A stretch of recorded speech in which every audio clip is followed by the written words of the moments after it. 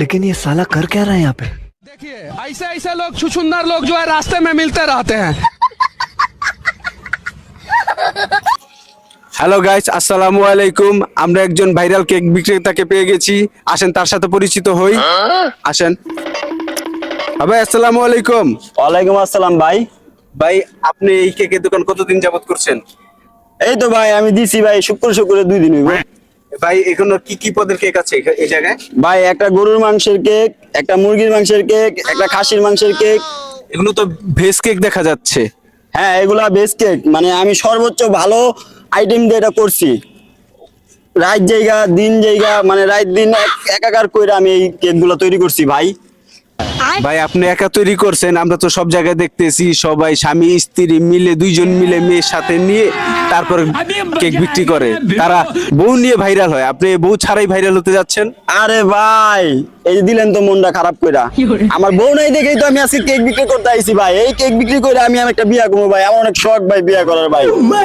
তাহলে ভাইয়ের মনের ইচ্ছা আমরা জানতে পারলাম, ভাই কেক বিক্রি করে একটি বিয়ে করতে চাচ্ছেন, তাই তো? জি ভাই। আচ্ছা ভাই, এই কেকের দাম কত?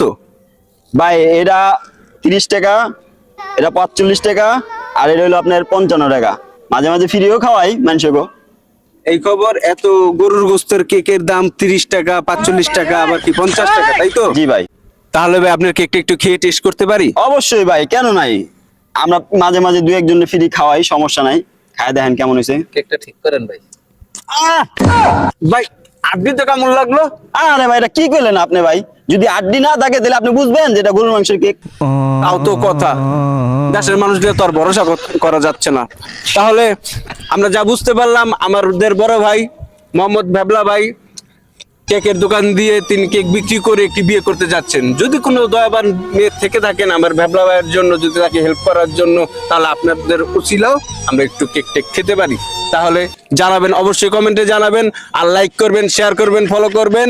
আরো সামনে আপনাদের জন্য আরো কেকের ভিডিও নিয়ে আসছি আমরা।